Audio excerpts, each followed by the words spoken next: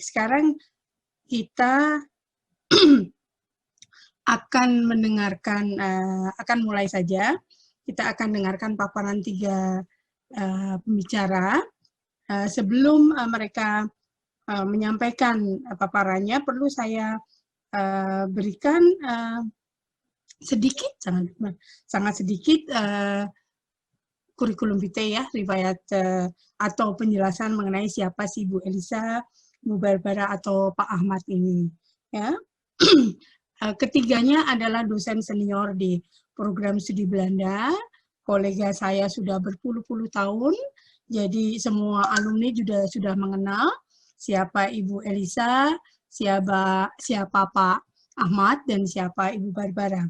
Untuk menyegarkan ingatan alumni dan untuk memberikan informasi kepada yang belum mengenal, Ibu Elisa Gustinelli ini pendidikan S1-nya di Universitas Indonesia dan pendidikan S2-nya di Rijksuniversiteit Leiden di Belanda.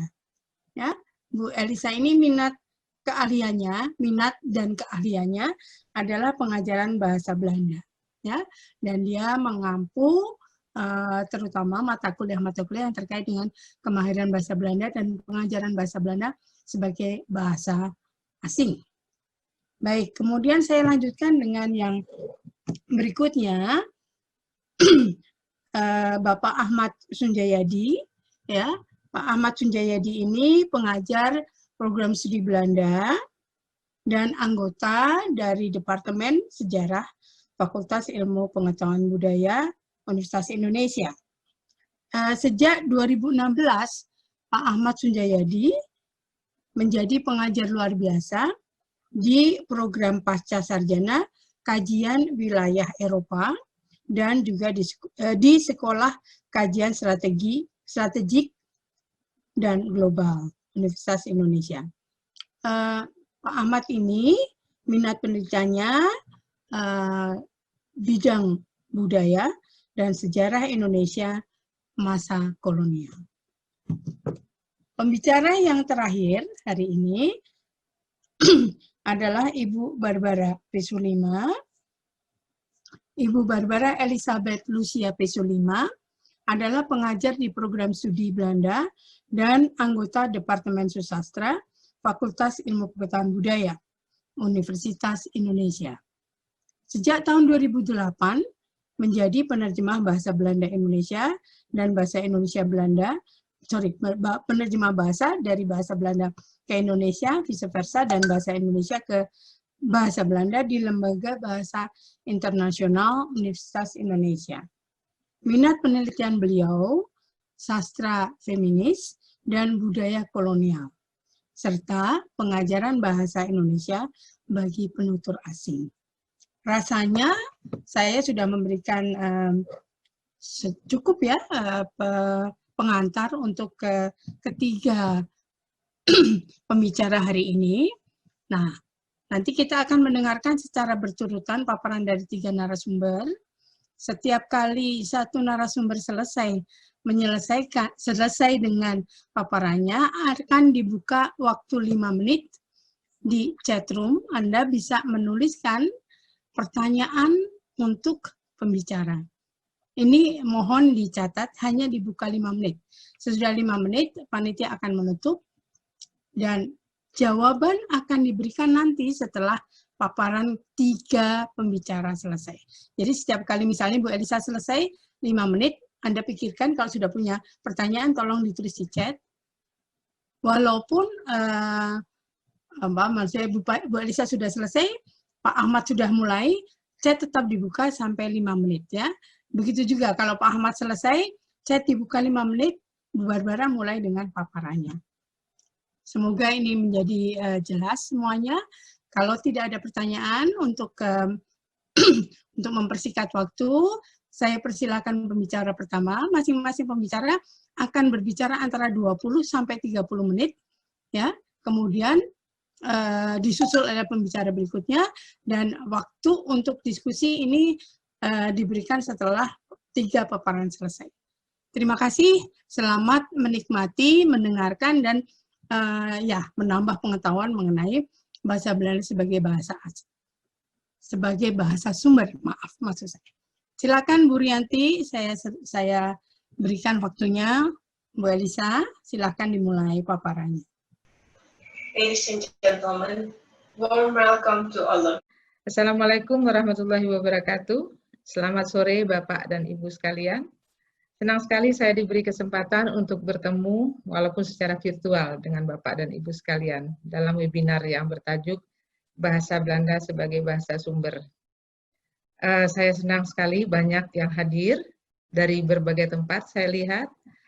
Terima kasih atas kehadiran Bapak dan Ibu sekalian.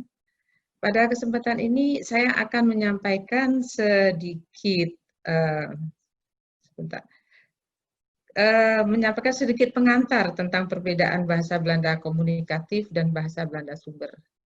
Apa yang akan saya sampaikan ini sifatnya hanya pembuka mata, blik opener saja, bukan paper ilmiah.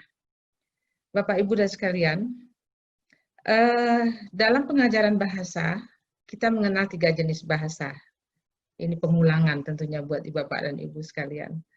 Bahasa ibu atau bahasa pertama adalah bahasa yang diperoleh secara alami dari lingkungan pertama, digunakan sehari-hari.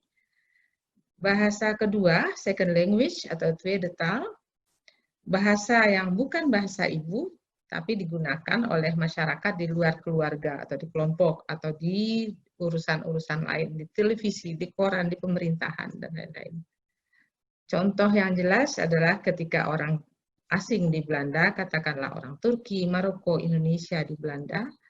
Nah, bagi kaum pendatang di Belanda, bahasa Belanda adalah bahasa kedua. Karena bahasa Belanda digunakan di kehidupan di luar rumah. Nah, bahasa kedua ini biasanya dipelajari dengan sengaja mengikuti kursus di universitas. Namun ada juga yang diperoleh dari pergaulan sehari-hari.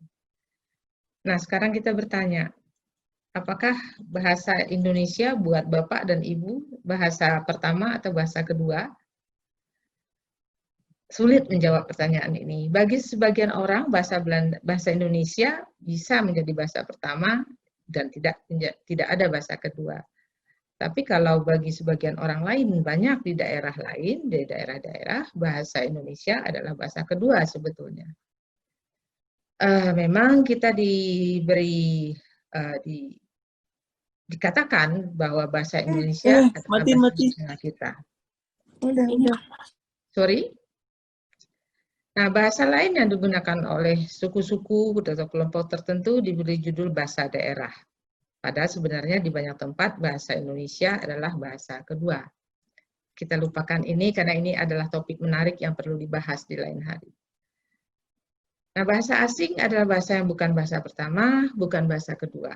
Jadi contohnya adalah bahasa Inggris, Belanda, Arab, Jepang. Di Indonesia adalah bahasa asing. Bukan bahasa ketiga, keempat, bukan begitu, tapi adalah bahasa asing. Nah, bahasa asing tentunya dipelajari di lembaga-lembaga tertentu, di pendidikan formal, atau bisa juga melalui pergaulan sehari-hari, kontak dengan native speaker bahasa tersebut. Mengapa orang belajar bahasa asing? Tentu adalah biasanya ingin berkomunikasi dengan penutur bahasa tersebut, dengan orang Belanda, dengan orang Inggris, dan lain-lain. Nah, untuk ini diajarkan 4 kemahiran bahasa, yaitu membaca, mendengar, menulis, dan berbicara. 4 kemahiran ini tentu harus ditunjang oleh pengetahuan tentang gramatika dan penguasaan kata yang cukup. Tapi ada lagi tujuan yang lain dan tidak biasa, yaitu dapat mengerti teks yang ditulis di dalam bahasa tersebut. Dalam bahasa Belanda, dalam contoh konteks di sini. Oleh karena itu, di Indonesia pengajaran bahasa Belanda terdiri dari 2 jenis, yaitu bahasa Belanda komunikatif, seperti yang dipelajari di program studi Belanda FIB UI, dan tempat-tempat kursus tertentu. Dan bahasa Belanda sebagai bahasa sumber, yang diajarkan di program studi atau fakultas tertentu di Indonesia. Kami mendengar ada beberapa fakultas hukum di Indonesia yang masih mewajibkan bahasa Belanda sebagai bahasa sumber. diberikan oleh dosen-dosen yang kadang ada juga oleh alumni Universitas Indonesia. Nah, kita semua tahu bahwa keberadaan bangsa Belanda selama kurang lebih setengah abad meninggalkan catatan, buku, laporan, surat-surat, dokumen negara, dan banyak sekali yang tulis dalam bahasa Belanda. Hebatnya pada masa itu, pemerintah Belanda, penulis buku atau pribadi-pribadi membuat catatan-catatan yang sangat rapi dan detail tentang masa itu. Hebatnya pada masa itu pemerintah Belanda, penulis buku atau pribadi-pribadi membuat catatan-catatan. Kita bisa melihat catatan tentang jenis tanaman, hewan, bangunan, dan segala aspek kehidupan yang ada pada masa itu. Tentunya tidak lepas politik, hukum, budaya, dan lain-lain. Nah, catatan tersebut ada yang berbentuk tulisan tangan ataupun cetakan. Nah, ini menarik. Berikut adalah contoh menarik yang ditemukan oleh Bapak Ahmad Sunjayadi yang beliau tulis di dalam buku Kongres Studi Belanda. Sebentar, saya akan share ke Bapak dan Ibu. Ini, sebentar, share screen. Ya, ini teks ini. Men heeft twee gevulde kapok hoofdkussen en guling rolkussen ter zijner beschikking. Zo'n rolkussen is iets eigenaardigs, een ding waaraan men wennen moet. Wanneer men eraan gewoon is, onmisbaar blijkt. Saya tidak bisa baca karena ketutup ini saya. Silakan dibaca. Wanneer voor luchtigheid tussen de knieën te leggen en ziet eruit als een reusachtige grote witvelworst. Nah, ini menarik. Ketika kita mempelajari atau menemukan teks ini, rupanya pada saat itu Justus van Maurik melihat guling, ya, guling di hotel di tempat dia menginap. Dia menjelaskan guling itu seperti apa. Jadi dia melihat guling itu seperti sosis besar yang putih, katanya. Ternyata guling itu menurut Maurik adalah untuk diletakkan di antara lutut supaya itu ada udara di antara lutut, jadi tidak panas. Nah, demikian contoh yang diberikan oleh Justus van Maurik ketika dia, bahkan guling pun dicatat oleh orang-orang Belanda pada saat itu. Nah, inilah yang akan, jika kita menguasai bahasa Belanda sebagai bahasa Belanda sumber, jadi kita tidak perlu berkomunikasi dalam bahasa Belanda, kalau memang itu tidak tujuannya, banyak hal-hal menarik yang kita temukan di dalam teks-teks bahasa Belanda. Ringkas saja, saya akan masuk di mana letak perbedaan antara bahasa Belanda komunikatif dengan bahasa Belanda sebagai bahasa Belanda sumber. Kalau di program studi Belanda, bahasa Belanda dipelajari adalah dengan tujuan komunikatif terutama. Alumni program studi Belanda tentu masih ingat ada tema-tema, pertama sekali tema perkenalan, tema nanti pesan kopi, belanja, berapat, dan lain-lain.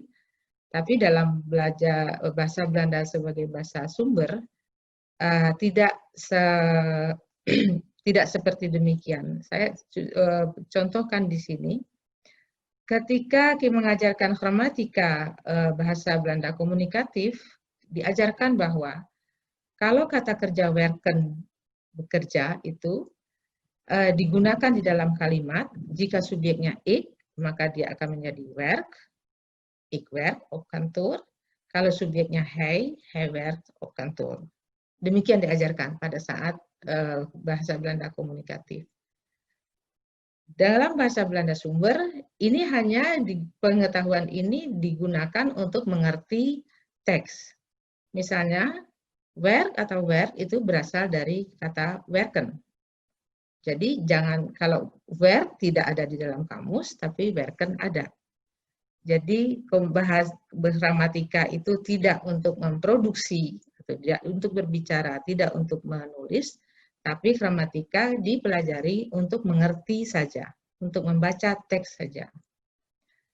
Contoh lain adalah kalau dalam menerangkan perfektum misalnya, kalimat perfektum itu ringkasnya ya seperti ini saja saya jelaskan. Kalimat perfektum menggunakan kata bantu haben atau sein, lalu kata kerja, predikat menjadi partisipium. Nanti diterangkan itu perubahan-perubahan kalau ik, heb, hij, heeft, dan segala macam. Ik hoop een boek, ik heb een boek gekocht. Latihannya nanti dalam gramatika untuk komunikatif, ubahlah kalimat ini menjadi kalimat kalimat partisipium, presens menjadi partisipium. Latihannya seperti itu.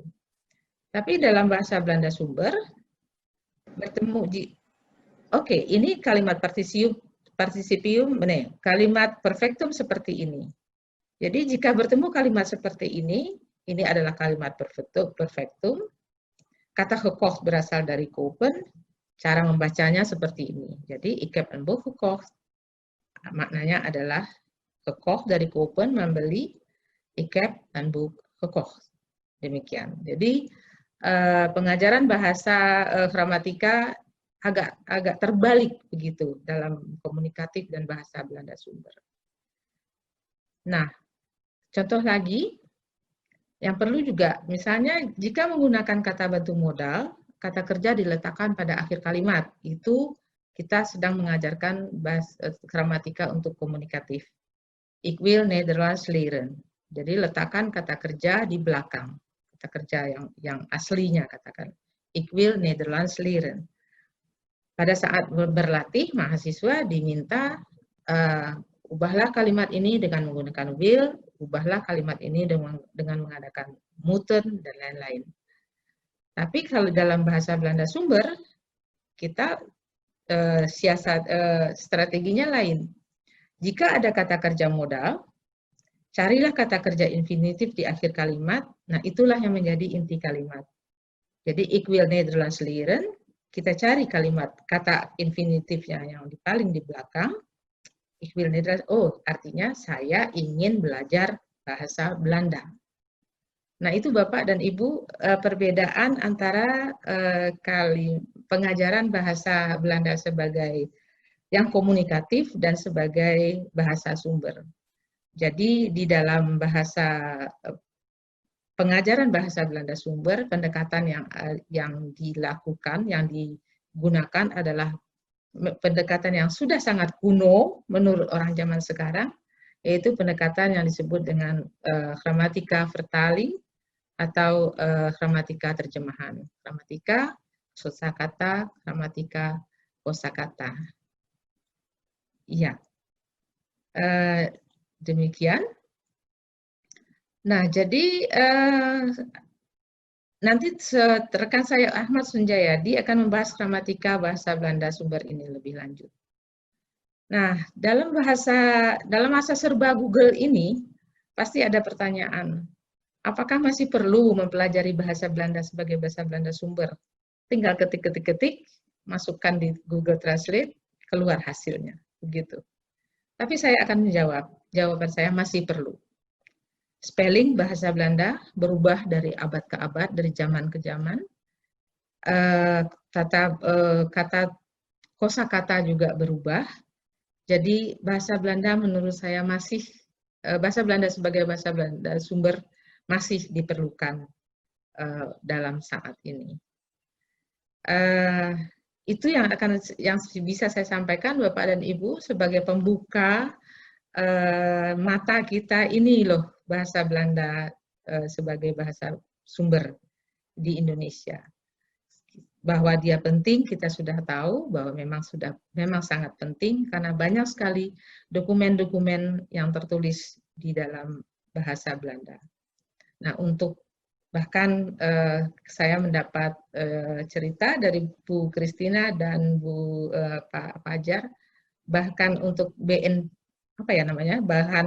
Penanggulangan Bencana pun masih memerlukan bahasa Belanda, teks-teks yang berbahasa Belanda untuk mengantisipasi penanganan bencana pada masa yang akan datang. Ya, semoga apa yang saya paparkan ini ada gunanya, ada manfaatnya Bapak dan Ibu. Terima kasih atas perhatian Bapak dan Ibu. Nanti kita lanjutkan di diskusi kita di sesi tanya-jawab. Kalau ada waktu juga mudah-mudahan ada yang bisa live atau dalam pertanyaan-pertanyaan yang Bapak dan Ibu. Belanda, penulis buku atau pribadi-pribadi membuat catatan-catatan. Kita bisa melihat catatan tentang jenis tanaman, hewan, bangunan, dan segala aspek kehidupan yang ada pada masa itu. Tentunya tidak lepas politik, hukum, budaya, dan lain-lain. Nah, catatan tersebut ada yang berbentuk tulisan tangan ataupun cetakan. Nah, ini menarik. Berikut adalah contoh menarik yang ditemukan oleh Bapak Ahmad Sunjayadi di dalam yang beliau tulis di dalam buku Kongres Studi Belanda. Sebentar, saya akan share ke Bapak dan Ibu. Ini, sebentar share screen. Ya, ini teks ini. Men heeft twee gevulde kapok hoofdkussen en guling rolkussen ter zijner beschikking. Zo'n rolkussen is iets eigenaardigs, een ding waaraan men wennen moet. Wanneer men eraan gewoon is, onmisbaar blijkt. Saya tidak bisa baca karena ketutup ini saya. Silakan dibaca. Wanneer dit om voorluchtigheid tussen de knieën te leggen en ziet eruit als een reusachtige grote witvelworst. Nah, ini menarik. Ketika kita mempelajari atau menemukan teks ini, rupanya pada saat itu Justus van Maurik melihat guling, ya, guling di hotel di tempat dia menginap. Dia menjelaskan guling itu seperti apa. Jadi dia melihat guling itu seperti sosis besar yang putih, katanya. Ternyata guling itu menurut Maurik adalah untuk diletakkan di antara lutut supaya itu ada udara di antara lutut, jadi tidak panas. Nah, demikian contoh yang diberikan oleh Justus van Maurik ketika dia bahkan guling pun dicatat oleh orang-orang Belanda pada saat itu. Nah, inilah yang akan jika kita menguasai bahasa Belanda sebagai bahasa Belanda sumber, jadi kita tidak perlu berkomunikasi dalam bahasa Belanda, kalau memang itu tidak tujuannya, banyak hal-hal menarik yang kita temukan di dalam teks-teks bahasa Belanda. Ringkas saja, saya akan masuk di mana letak perbedaan antara bahasa Belanda komunikatif dengan bahasa Belanda sebagai bahasa Belanda sumber. Kalau di program studi Belanda, bahasa Belanda dipelajari adalah dengan tujuan komunikatif, terutama. Alumni program studi Belanda tentu masih ingat ada tema-tema, pertama sekali tema perkenalan, tema nanti pesan kopi, belanja, berapat, dan lain-lain. Tapi dalam belajar bahasa Belanda sebagai bahasa sumber, tidak seperti demikian. Saya contohkan di sini. Ketika kita mengajarkan gramatika bahasa Belanda komunikatif, diajarkan bahwa kalau kata kerja werken, bekerja, itu digunakan di dalam kalimat, jika subjeknya ik, maka dia akan menjadi werk, ik werk op kantoor. Kalau subjeknya hij werkt op kantoor. Demikian diajarkan pada saat bahasa Belanda komunikatif. Dalam bahasa Belanda sumber, ini hanya pengetahuan ini digunakan untuk mengerti teks. Misalnya, werk atau werk itu berasal dari kata werken. Jadi jangan, kalau werk tidak ada di dalam kamus, tapi werken ada. Jadi gramatika itu tidak untuk memproduksi gitu. Untuk berbicara, tidak untuk menulis, tapi gramatika dipelajari untuk mengerti saja, untuk membaca teks saja. Contoh lain adalah kalau dalam menerangkan perfektum misalnya, kalimat perfektum itu ringkasnya ya seperti ini saja saya jelaskan. Kalimat perfektum menggunakan kata bantu haben atau sein, lalu kata kerja, predikat menjadi partisipium. Nanti diterangkan itu perubahan-perubahan kalau ik, heb, hij, heeft, dan segala macam. Ik koop een boek, ik heb een boek gekocht. Latihannya nanti dalam gramatika untuk komunikatif, ubahlah kalimat ini menjadi kalimat kalimat partisipium, presens menjadi partisipium. Latihannya seperti itu. Tapi dalam bahasa Belanda sumber, bertemu oke, ini kalimat partisipium, kalimat perfektum seperti ini. Jadi jika bertemu kalimat seperti ini adalah kalimat perfektum. Kata gekocht berasal dari kopen, cara membacanya seperti ini. Jadi ik heb een boek gekocht, maknanya adalah gekocht dari kopen, membeli, ik heb een boek gekocht. Demikian. Jadi pengajaran bahasa gramatika agak terbalik begitu dalam komunikatif dan bahasa Belanda sumber. Nah, contoh lagi yang perlu juga, misalnya jika menggunakan kata bantu modal, kata kerja diletakkan pada akhir kalimat. Itu kita sedang mengajarkan gramatika untuk komunikatif. Ik wil Nederlands leren. Jadi letakkan kata kerja di belakang. Kata kerja yang aslinya katakan. Ik wil Nederlands leren. Pada saat berlatih, mahasiswa diminta ubahlah kalimat ini dengan menggunakan will, ubahlah kalimat ini dengan mengadakan moeten, dan lain-lain. Tapi kalau dalam bahasa Belanda sumber, kita strateginya lain. Jika ada kata kerja modal, carilah kata kerja infinitif di akhir kalimat, nah itulah yang menjadi inti kalimat. Jadi, ik wil Nederlands leren, kita cari kalimat kata infinitifnya yang paling di belakang, ik wil Nederlands, artinya saya ingin belajar bahasa Belanda. Nah, itu Bapak dan Ibu perbedaan antara pengajaran bahasa Belanda sebagai yang komunikatif dan sebagai bahasa sumber. Jadi di dalam pengajaran bahasa Belanda sumber, pendekatan yang dilakukan, yang digunakan adalah pendekatan yang sudah sangat kuno menurut orang zaman sekarang, yaitu pendekatan yang disebut dengan gramatika vertaling atau gramatika terjemahan. Gramatika kosakata, gramatika kosakata. Iya. Demikian. Nah, jadi nanti rekan saya Ahmad Sunjayadi akan membahas gramatika bahasa Belanda sumber ini lebih lanjut. Nah, dalam masa serba Google ini pasti ada pertanyaan, apakah masih perlu mempelajari bahasa Belanda sebagai bahasa Belanda sumber? Tinggal ketik, masukkan di Google Translate, keluar hasilnya, begitu. Tapi saya akan menjawab, jawaban saya masih perlu. Spelling bahasa Belanda berubah dari abad ke abad, dari zaman ke zaman. Kata kosakata juga berubah.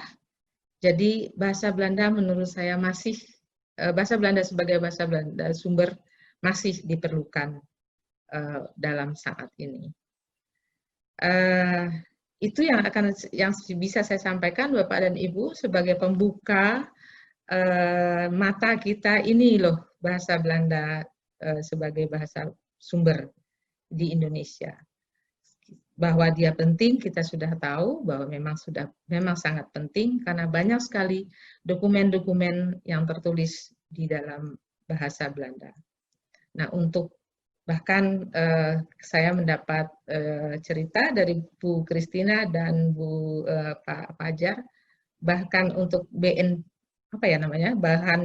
Penanggulangan Bencana pun masih memerlukan bahasa Belanda, teks-teks yang berbahasa Belanda untuk mengantisipasi penanganan bencana pada masa yang akan datang. Ya, semoga apa yang saya paparkan ini ada gunanya, ada manfaatnya Bapak dan Ibu. Terima kasih atas perhatian Bapak dan Ibu.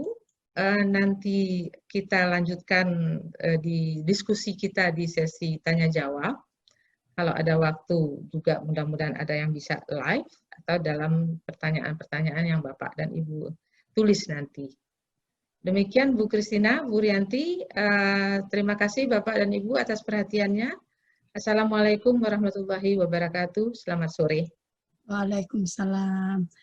Terima kasih Bu Elisa untuk paparan yang sangat menarik ya, yang memberi penjelasan sangat jernih ya, perbedaan antara bahasa Belanda sebagai bahasa komunikatif untuk bercakap-cakap dan bahasa Belanda yang sifatnya untuk lebih akses ke teks-teks tua ya, bahasa Belanda sebagai bahasa sumber.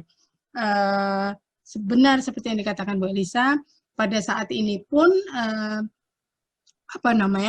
bahasa Belanda sebagai bahasa sumber masih terus diperlukan. Tadi dikatakan benar Bu Elisa, saya dan Pak Fajar sedang membantu negara untuk membangun literasi teks-teks tentang kebencanaan untuk membantu bagaimana bencana di Indonesia pada waktu itu dimasukkan dalam teks-teks supaya kita bisa belajar langkah-langkah apa saja yang sedang dilakukan. Dan ini membuktikan bahwa kita masih terus saja membutuhkan kemampuan untuk bisa memahami, membaca teks-teks dari zaman dulu kala. Bu Elisa, terima kasih paparannya.